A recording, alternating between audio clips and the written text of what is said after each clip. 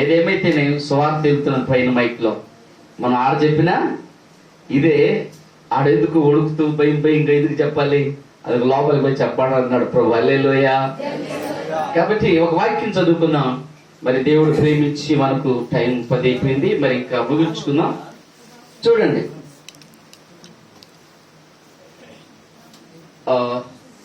లూకాసు వార్త 13వ అధ్యాయము 11వ వచనం చదువుకుందాం.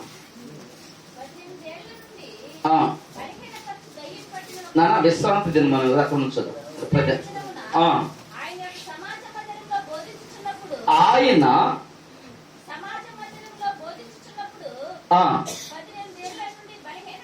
18 ఏళ్ల నుండి బలహీనపరచు దెయ్యము పట్టిన ఒక స్త్రీ ఆడు ఉంది. ఆమె నడు మొంగిపోయింది, చక్కగా రాలేదు నడు. అప్పుడు యేసు ప్రభు ఆ గూనామను చూశాడు.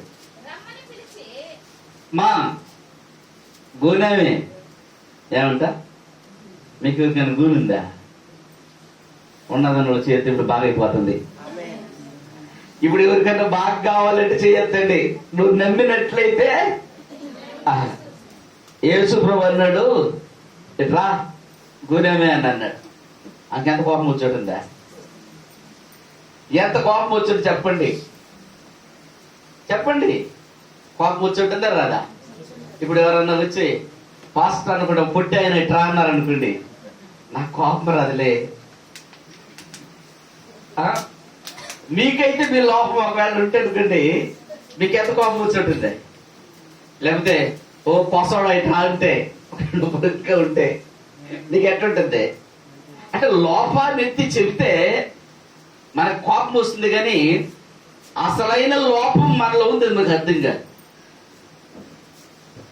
లోపాన్ని చెప్పారు ఎందుకండి, అలాంటోడా ఇలాంటోడా అలాంటి ఎంత కోపం వస్తుంది అంత కోపం వస్తుంది, కానీ కనబడనటువంటి లోపం నీలో ఉంది. ఆ లోపానికి కారణం కూడా ఉంది. తనియాల్లో ఉన్నటువంటి వారు కానీ ఇక్కడ ఉన్నటువంటి వారు కానీ దీన్ని చిన్నగా గుర్తెరగాలి. హల్లెలూయా చెప్తారు ఒకసారి, బాగా నిద్రపోయి ఒకసారి హల్లెలూయా చెప్పండి. అలా పడిపోతాం ఇంకా దిక్కు అంత నిద్ర పోతాం మరి. హల్లెలూయా. అయితే చూడండి, ఆ రోజు ఏం దినమంట? ఎక్కడున్నాడు ఆయన? సమాజ మందిరంలో ఉన్నాడు. హల్లెలూయా. మనం తర్వాత ఆరాధన చేద్దాం. అయితే అక్కడ ప్రియులారా జ్ఞాపకం చేసుకునండి. మరొకసారి చదువున్నాను ఏమని రాశాడంటే, విశ్రాంతి దినమున, దినమేం దినమండి? హల్లెలూయా. ఏం దినమండి? ఇదేం దినము? విశ్రాంతి దినం మనోళ్ళు చేస్తుండే. మీకేం తెలియదు అదమ్మా? లేదు బాగా కూడా బాగా తెలిసిన వాళ్ళు కొంతమంది ఎత్తినారు, కానీ ఇప్పుడు తెలుసుకోరు కొంతమంది. విశ్రాంతి దినం ఏం దినం అంట? మనలో కొంతమంది ఒక మాట చెప్తారు, రేయ్ ఏడకు బయలుదేరినావా? ఏడకు బయలుదేరినా చెప్తున్నారు ఎవరు? అలవాట. ఈరోజు ఏం కాలం. ఇంకో మాట చెప్పని ఏంటంటారంటే, ఒక ఆయన అన్నాడు, నేను మీకు ఒక మాట చెప్తున్నాను, ఇలా ఆయన అనుకున్నప్పుడు కట్ చేయండి.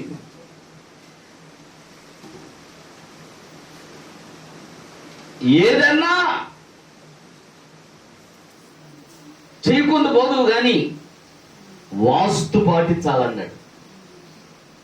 నువ్వేదన్నా ఆపేసుకో సార్, ఒకసారి నువ్వేదన్నా ఆపేసుకో, కానీ వాస్తు మాత్రము. ఎందుకని నేనేసే ప్రశ్న, ఎందుకని? అది ఖచ్చితంగా ఏం చేస్తుందా? ఏం జరుగుతుంది? ఎవరు జరిగింది? లే ఎన్ని మూలలు మనక కరెక్ట్గా చెప్పండి. 4 మూలలను చేయొద్దండి. వెయ్యి 4 కరెక్ట్గా చెప్పండి. ఊరికి ఎంత మాకు 4 వస్తుంది చెప్పండి. డౌట్ వచ్చేసిందా? ఎన్ని మూలల? ఏ మూలలు చెప్పండి?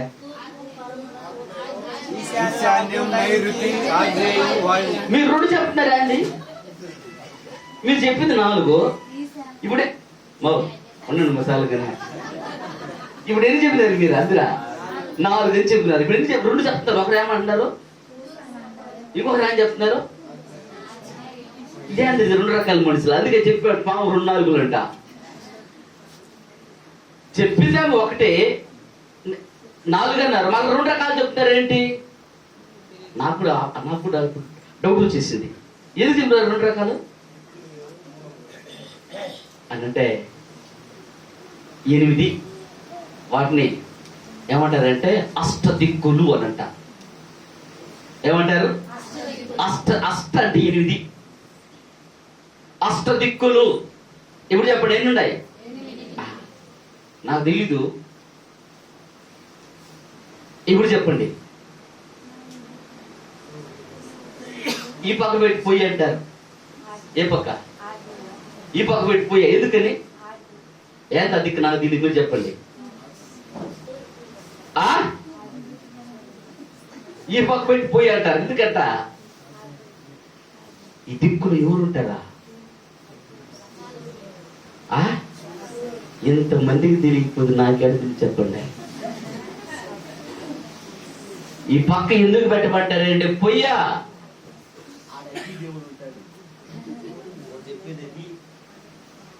అందుకే ఈ పక్క పెట్టబాక నొప్పుడు. ఈ పక్క పెట్టి పొయ్యా మండదా?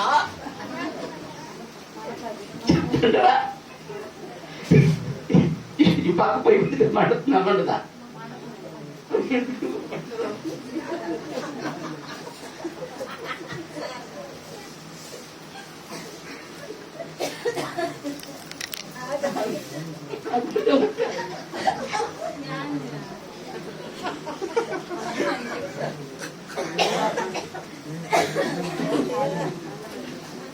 అయినా మీకు తెలియదు. అయినా మీరు అర్థం చేసుకోరు. హల్లెలూయా. అందుకని దానిలో పాటించకపోతే నీ ఇంట్లో ఎప్పుడు కూడా ఉడకదు. ఇప్పుడు చెప్పేది ఇది. ఇంకొకటి ఏంది? ఇట్ట కట్టకపోయినావు అనుకో గోడ, ఎట్ట కట్టాలా? నీకు ఎంత ఉండి వదిలేయాల వాడికి. అది వదిలేయాలి వాళ్ళకి. ఇంకో ఒకరికి ఇట్ట కట్టి ఇట్టగా కట్టనుకో గోడ, అడవులు ఉంటారంట.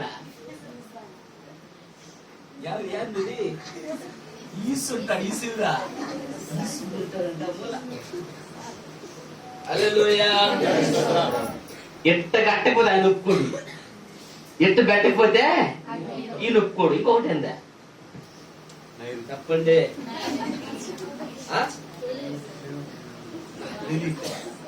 ఇంకొకటి అండి నైరుతి.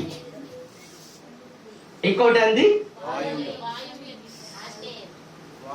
అది చెప్పేసిలా వాయు. ఈ పక్క దేవుడు ఉంటాడు, ఈ పక్క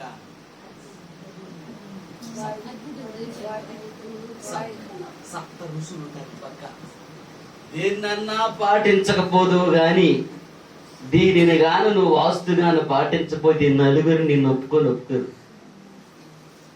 ఎందుకు చెప్పండి?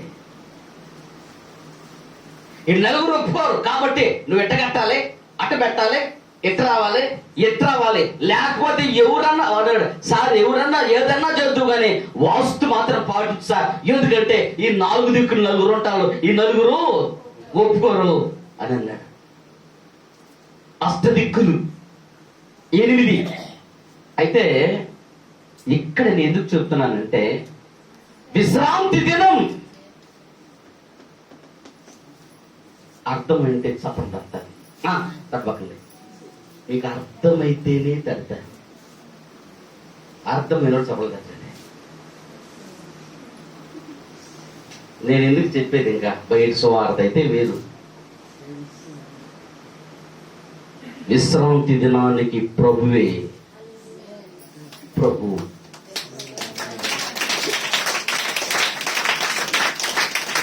విశ్రాంతి దినానికి నేను ప్రభువుని. నాకు విశ్రాంతి దినం లేదు, నాకు వారసువులకు ఆరసువులు లేవు, వాయు నైవేద్యం అజ్ఞాయం లేవు. నువ్వు నమ్ముకున్న దేవుడు సర్వశక్తిమంతుడు, ఆయనకి లేవు. అందుకని వాళ్ళకి విశ్రాంతి దినము, ప్రభుకి విశ్రాంతి దినము లేదు. ఆయనకి ఇవి లేవు. ఆయన సృష్టికర్త, ఏదైనా చేయగలుగుతాడు, ఏమైనా చేస్తాడు.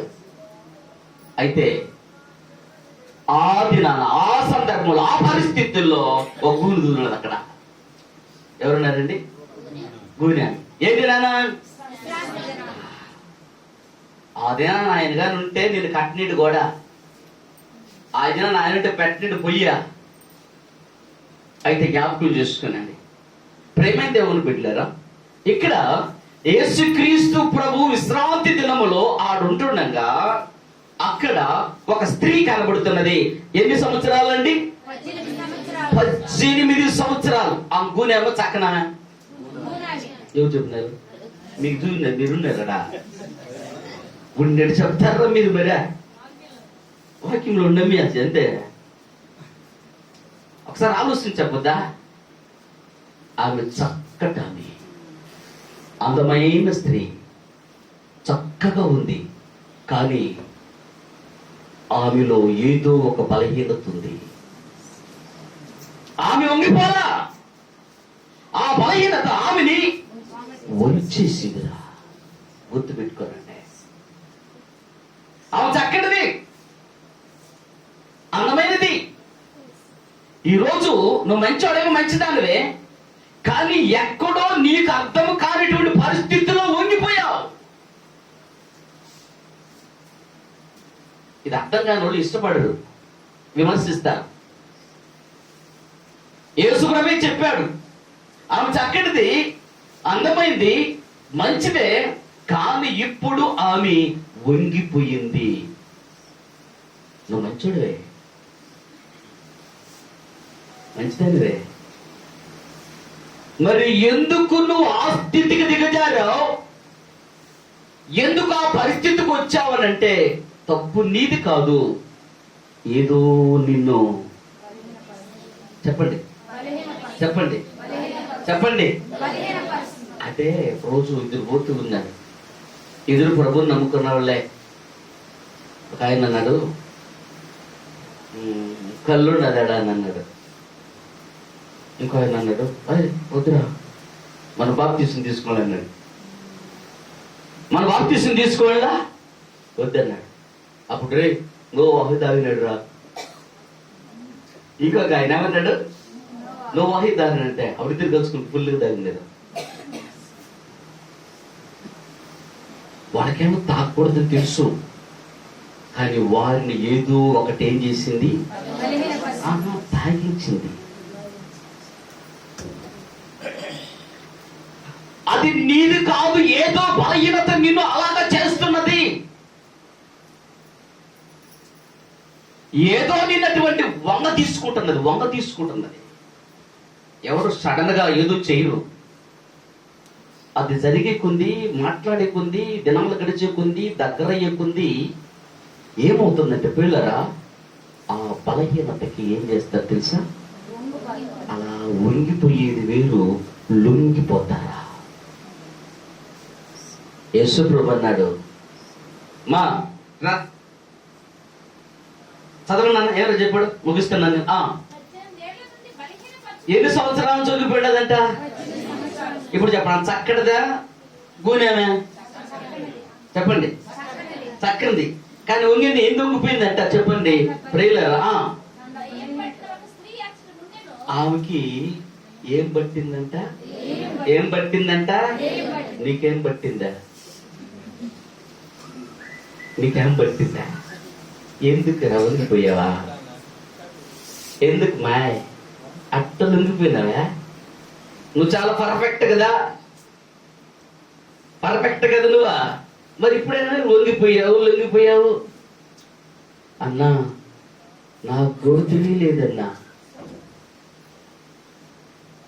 ఒకసారి ఒక అమ్మాయి నాకు ఫోన్ చేసి ఏమన్నదంటే, సుఖపోయింది ఈయన తెలుసు అనుకుంటా అమ్మాయికి. నాకు ఫోన్ చేసింది. ఫోన్ చేసి ఓడేమో వదిలేస్తున్నాడు, నేను మరవలేకపోతున్నాను సార్ అన్నది. ఓడేమో వద్దనుకుంటున్నాడు, నేను మరవలేకపోతున్నా. ఏం పట్టింది నీకా? ఏం పట్టిందే? చిన్నకేం పట్టిందే? ఎవరికా? హల్లెలూయా, హల్లెలూయా. ఏం పట్టింది? అది పట్టిందే. ఏం మంచి పిల్ల. ఆయనకి భర్త ఉన్నాడు, బిడ్డలు ఉన్నారు, కానీ వదలలేకపోవడం తప్పు అయింది కాదు. ఇంకొక మాట ఉన్నది, అలా చేయడం నాకు కూడా బాధ ఉంది, కానీ నా వల్ల కావడంలే, అందుకని వంగిపోయా అంటే అర్థం ఏంటి? నిన్ను ఎవరో చెప్పండి పట్టారు, చెప్పండి ఎవరో పట్టారు. ఇది యేసయ్య చూశాడు. గట్టిగా చెప్పదాం.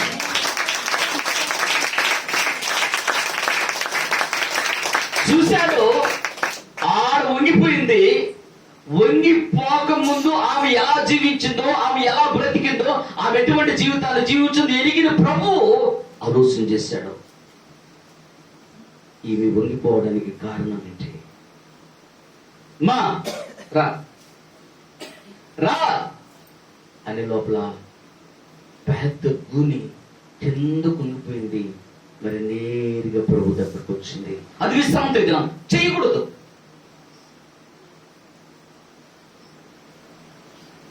చాలా మంది ఒకసారి అడిగానే, అయ్యా సూలూరుపేటలో మాది వెంటనే కడతారు, ఇక్కడ కట్టుకుంటే ఏమనన్నా, ఆడ 1000 దీపాలు ఉన్నాయి సార్. ఏడా ఏ తాతరా నీకు చెప్పిందా? మన ఊర్లో లేవు కాదు 1000 దీపాలు, అత్తక్కడ 2000 ఉన్నాయి. లెక్కబడే కొంచెం కావాలంటే ఒక ఇంట్లోనే 100 బల్బులు ఉన్నాయి. ఒక ఇంట్లోనే. ఇది విశ్రాంతి దినం, ఇలా చెయ్యకూడదు. అయితే పిల్లరా జ్ఞాపకం చేసుకునండి, ప్రభు రా అని పిలిచాడు. చదువునా? ఆమెను చూచి రమ్మని పిలిచి, అమ్మా ఇదిగో ఏమన్నాడు? నీలో ఉన్న బలహీనత ఏమిటి? నిన్ను వంగిపోయేటట్టు చేయడం, నిన్ను లోబడేటట్టు చేయడం, నిన్ను బలహీన పరిచింది ఎవరో తెలుసా? నీ లోపల ఉన్నటువంటి దెయ్యం. దెయ్యం దెయ్యం హల్లెలూయా. గెరాసీ దేశంలో ఒకడున్నాడు. వాడు ఏడున్నాడు? అంతకుముందు ఏడుండేవాడు? ఏడుండేవాడు? భార్యతో బిడ్డలతో ఊర్లో ఉండేవాడు. ఆ గెరాసీ అనే దేశంలో వ్యక్తికి బట్టలు ఉన్నాయా? అంతకుముందు బట్టలు ఉండేటి వెళ్ళేవా? మరి ఇప్పుడు ఎందుకు సమాధులు? అప్పుడు ఏడ పడుకునేవాడు? ఎలిసా ఏడ పడుకునేవాడు? ఇక్కడ కాదయ్యా అంటవా? ఏడ పడుకునేవాడు? ఇంట్లో. మంచి. ఇప్పుడు ఏడ పడుకున్నాడు? ఏడా? శవాలు మధ్యలో. ఎందుకని? ఏదో ఒక దెయ్యం పట్టింది. పిల్లరా, నీ జీవితంలో ప్రతి మనిషికి బాగా బ్రతకాలి, సంతోషంగా బ్రతకాలి అని ఉంటుంది. ఏదో ఒక దెయ్యం ఎప్పుడైతే నిన్ను పడుతుందో వినాశకాలే అని అంటారు. దీనిని జ్ఞానము కలిగిన వారు గ్రహించాల, తెలుసుకోవాలి, అర్థం చేసుకోవాలా. చక్కగా ఉండే నేను, యాక్టివ్గా ఉండే నేను ఈ రోజు ఎందుకు ఇలా అయ్యానంటే ఏదో జబ్బు వచ్చింది. మొన్న ఆ కట్ల మిల్లు ఉన్నాను నేను. నిన్న కాదు 2 రోజుల క్రితం. వాడు నాకంటే చిన్నవాడు. నేను 10th ఉన్నప్పుడు వాడు 6th తడా. మరి అన్న పడుకున్నాడు. చూసా, ఇది గోపి లాగా ఉన్నాడు అనుకుని దగ్గరికి వెళ్ళి, గోపి అన్నా నువ్వు గజాంధ్రను కదా అన్నాడు. ఏంది అట్టున్నావంటే, అన్నా నాకు హెల్త్ బాగలేదన్నా. నాకంటే దాదాపు 10-15 సంవత్సరాలు వచ్చున్నాడు. నాకు అనారోగ్యం వచ్చిందన్న, హెల్త్ బాగలేదన్నా అని అన్నాడు. అంటే అంత యాక్టివ్గా అంత బాగుండే వ్యక్తి ఆ స్థితికి వచ్చాడంటే కారణం ఏంటంటే వాడికి ఏమొచ్చింది? జబ్బు వచ్చింది. మంచి మాట చెప్పారు ఎవరు. ఏమొచ్చింది? జబ్బు వచ్చింది.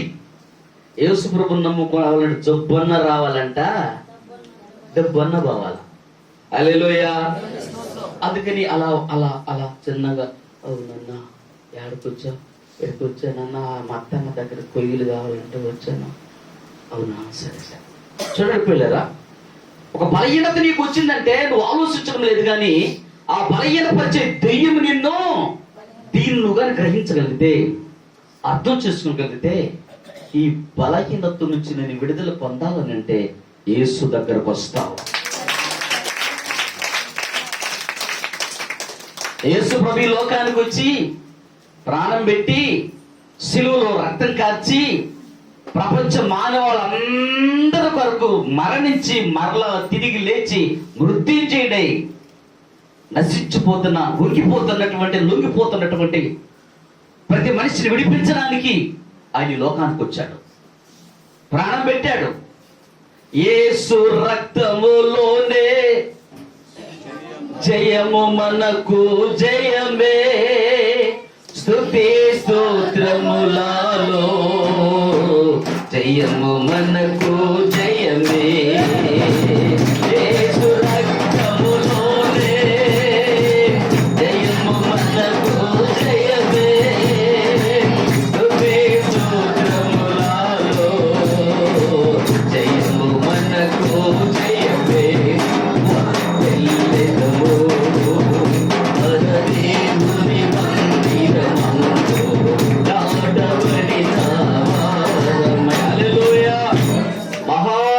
చక్రవర్తి అలెగ్జాండర్ ఆయన ఒక మాట అన్నాడు, నేను బలవంతుని. 40 సంవత్సరాలకు 35 సంవత్సరాలకు చనిపోయాడు అలెగ్జాండర్. 34 సంవత్సరాలు ప్రపంచాన్ని జయించాడు. ఆయన అన్నాడు, నన్ను నేను జయించుకోలేకపోయానా? కారణం అది రోగం కావచ్చు, స్త్రీ మోహం కావచ్చు, శరీర కోరిక కావచ్చు, ఏదైనా ఒక బలహీనత నీలోనికి ప్రవేశిస్తే ఎంత చక్కగా ఉండేవాడినైనా ఉంచేసి లొంగ తీసేస్తుంది. వంగిపోయావా? లొంగిపోయావా? నువ్వు బలవంతుడు కావచ్చు, జ్ఞానవంతుడు కావచ్చు, శక్తివంతుడు కావచ్చు, లేకపోతే ఇంకా ప్రపంచాన్ని జయించిన వ్యక్తివి కావచ్చు, నీలో ఏ బలహీనత ఉందో మీకు తెలుసా? 5వ అధ్యాయంలో 2వ రాజుల గ్రంథంలో ఒక వ్యక్తి ఉన్నాడు, అతని పేరు నయమాన్. ఆ రాయబడిన మాట ఏంటంటే, అతడు మహాపరాక్రమశాలి అని రాశాడండి 5వ అధ్యాయంలో. సిరియా రాజుకి సైన్యాధిపతి అయినటువంటి నయమాను ఒకడు ఉండేటివాడు. అతని చేత ఉండేను కనుక అతడు గరుడై, చూడు ఎవడంటే అతను గరుడు, పరాక్రమశాలి. కానీ అతనుకున్న బలహీనత ఏంటంటే తెలుసా? ఏంటండి మా చెప్పండి, ఏంటంట? కుష్ఠరోగం. నువ్వు బలవంతుడు కావచ్చు, అనేక రకాల రాజ్యాలు జయించవచ్చు, అందరూ నిన్ను పొగడొచ్చు. నీ బలహీనతని ఎంత కొరంగా తీస్తుంది తెలుసా? నీ బలహీనత నిన్ను ఎంత ఏడిపిస్తుంది తెలుసా? నీ బలహీనత నిన్ను ఎటువంటి స్థితికి తీసుకెళ్తుంది తెలుసా? రాజ్యాలు జయించేది ఇంటికి వస్తే ఏడ్చేవాడా? ఎందుకని? తనకున్న బలహీనత కుష్ఠరోగం. ఇది ఎలా పోతుంది? ఈ బలహీనత ఎలా పోతుంది? పోగొట్టేవాడు దగ్గరకు నువ్వు వస్తే పోతుంది. ఆయన ఈ శిలువలో రక్తం కార్చి ప్రాణం పెట్టి మృత్యుంజయుడే, ప్రపంచ మానవాళి కొరకు రక్తం కార్చిన దేవుడు యేసుక్రీస్తు ప్రభు. ఆయన దగ్గరకు నువ్వు రా, నీ పరిస్థితులు మార్చేస్తాడు, నీ బలహీనతలు మార్చేస్తాడు, నీ లోపాలను సరిచేస్తాడు. ఆయన నిన్ను ప్రేమిస్తున్నాడు. ఎంత చెడ్డవాడివైనా, ఎంత చెడ్డదానివైనా, ఏ పరిస్థితిలో ఉన్నా ఏ బలహీనత నీవు లొంగదీసి కొంగదీసి వచ్చేసిందో ఆ బలహీనత నుంచి నీకు విడుదల ఇవ్వగలిగిన వాడు యేసుక్రీస్తు ప్రభువు. రా అని పిలిచాడు, దగ్గరకు వచ్చింది. వస్తాను ఏమన్నాడు, అడిగాడు.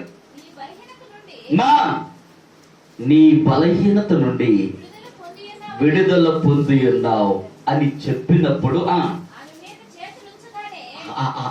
పరమాత్ముడు, ఆ పరిశుద్ధుడు ఆ మీద అలా చేయబెట్టాడండి. హల్లెలూయా, హల్లెలూయా. మధ్యాహ్నం నేను విలియమ్స్ ఒక ఇంటికి వెళ్ళాను ప్రార్థనకి, మాంబొట్లో ఒక ఇంటికి ప్రార్థనకి వెళ్తే అప్పుడు నువ్వు కూడా చూసావు అనుకుంటా. మేము పోయేటప్పుడు మేము ఏం విలియమ్స్ అంటే అతనికి ఏదో బలహీనత ఉంది సార్ అని అన్నాడు.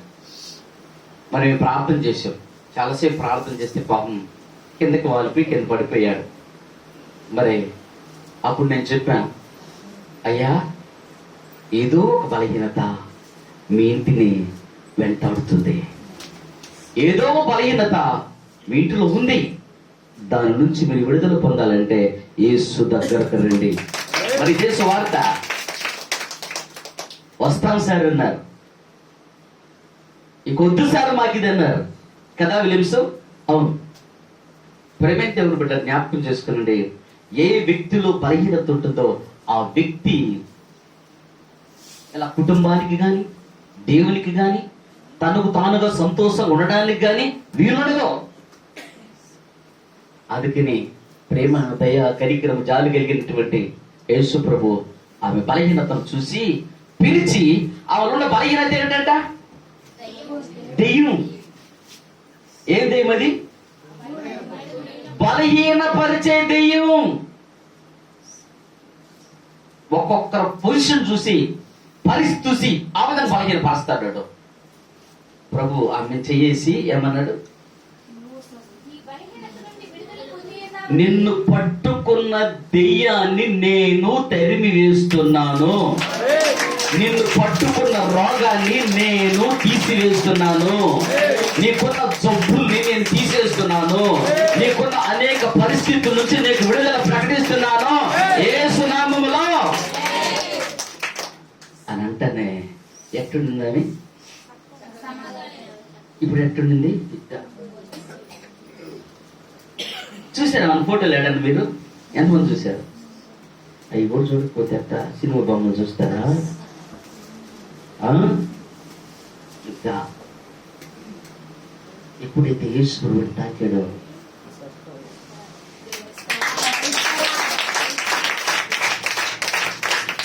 ఎంత మంచి దేవుడవయ్యా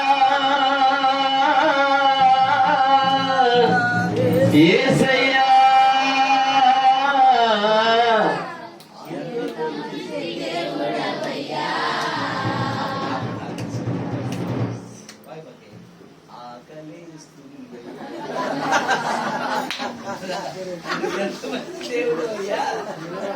నాకు ఆకలేస్తుంది, ఆకలేస్తుంది యేసయ్యా, ఇంకా ఆపేయ్యా చాలు. నిజ మనం చేస్తే సంతోషపడతా.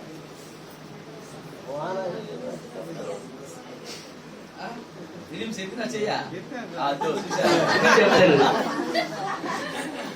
అందుకని ఆ బలహీనత నుంచి యేసు దగ్గరకు వస్తే ఏం చేస్తాడండి? చక్కగా నిలబెట్టాడు. ఆమె నుంచి దెయ్యం బయట వెళ్ళిపోయింది, చక్కగా నిలబడింది. చక్కగా నిలబడి ఏం చేసింది తెలుసా? అది మనకు కావాల్సింది, మనకు కావాల్సింది అది. దాన్ని అడుగుము, భూ దిగంతంలో వరకు నేను నీకు ఇస్తాను. ప్రార్థన చేసుకున్నాం, అందరూ మోకరిద్దాం. చిన్న ప్రార్థన ఆరాధనతో ఈ కార్యక్రమం ముగించుకున్నాం. పరిశుద్ధుడా మీకు వందనాలు. జీవాధిపతి, నేను మిమ్మల్ని స్తుతిస్తున్నాను, మిమ్మల్ని మహిమపరుస్తున్నాను, కనపరుస్తున్నాను ప్రభా. మంచి దేవుడు, కృప, కనికరము, దయ, జాలి కలిగిన దేవా, మా కొరకు రక్తం కాచి ప్రాణం పెట్టిన దేవా.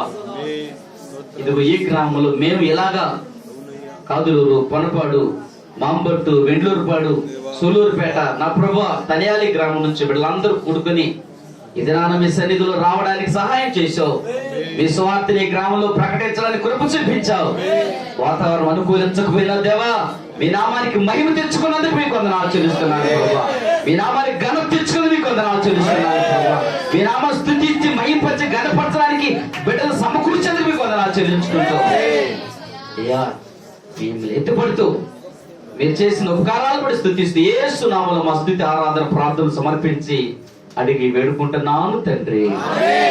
ఆమేన్, ఆమేన్, ఆమేన్. తండ్రి దేవుని ప్రేమ, కుమారుడు యేసుక్రీస్తు కృప, పరిశుద్ధాత్మ సహవాసం డాక్టర్ సుధాకర్ మనందరికీ ఈ బిడ్డలకి తోడు గడిపించి కాపాడి భద్రపరచును గాక. హల్లెలూయా. దేవుడి నామానికి మహిమ కలుగును గాక. ఒక మాట చెప్తా.